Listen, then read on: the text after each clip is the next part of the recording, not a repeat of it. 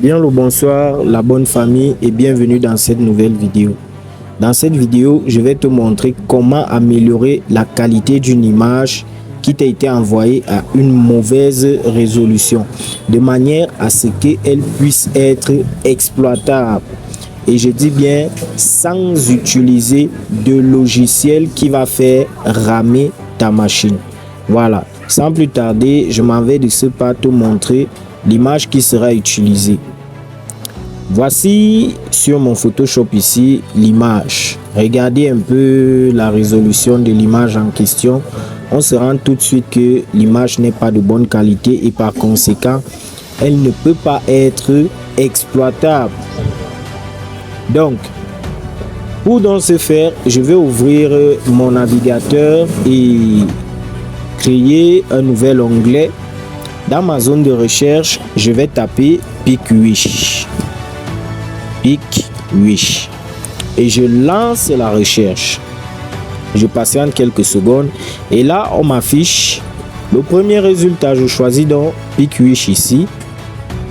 Qui, je vous explique, est un éditeur en ligne. Ayant également une application disponible. Mais ce que vous devez de savoir, c'est que c'est un éditeur en ligne qui est à la fois gratuit et à la fois payant.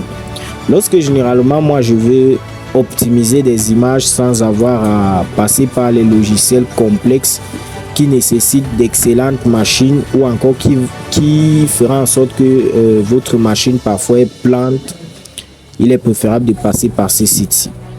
Maintenant, vu que nous, on veut se concentrer ici sur l'optimisation de l'image, on va choisir optimiser une photo.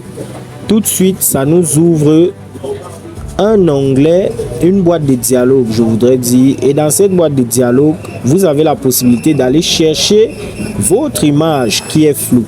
Moi, je sais que mon image se trouve dans le document. Je vais venir là, voilà.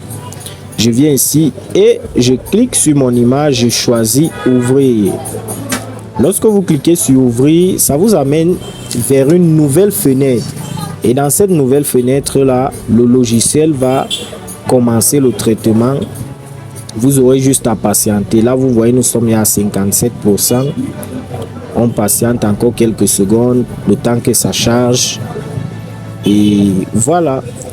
Ici, vous constaterez que lorsque vous posez votre curseur sur l'image, on vous affiche une barre qui dirais-je kilométrique, qui vous permet de voir l'image avant et l'image après. Si je glisse ma barre vers la gauche, tac, vous voyez que mon image, elle devient plus propre. Si je remets ici vers la droite, l'image, elle est floue. Maintenant, l'avantage de ce site, c'est que il vous permet de faire des téléchargements sans insérer de filigrane sur votre téléchargement. Par contre, beaucoup de sites qui font dans l'amélioration des photos, si vous voulez télécharger la photo gratuitement, on ne vous demande même pas votre avis, ça insère le filigrane sans votre avis. Par contre, sur ce site, vous avez la possibilité de télécharger une image sans l'insertion d'un filigrane. La seule différence, c'est que les résolutions ne seront pas pareilles. Donc, ce que je fais ici, c'est que je viens juste sur télécharger et vous verrez qu'on m'affiche deux propositions. Image en HD et image gratuite. Sur image en HD, il y a la petite couronne qui nous fait déjà comprendre que c'est un service premium et que si on veut cette image à cette résolution là, il va falloir payer. Voilà. Donc nous on va cliquer ici sur image gratuite et là il va encore analyser et il va nous proposer notre téléchargement. Voilà. Maintenant que le téléchargement c'est fait, je porte mon image, je viens avec dans Photoshop et je dépose là. Vous voyez, la qualité, elle est très bonne. Si je viens sur l'autre image, mauvaise qualité, excellente qualité. Mauvaise qualité, excellente qualité. Voilà. Voilà donc un petit secret que je vous donne aujourd'hui, que beaucoup de professionnels dans le domaine utilisent, mais ne peuvent pas vous le dire.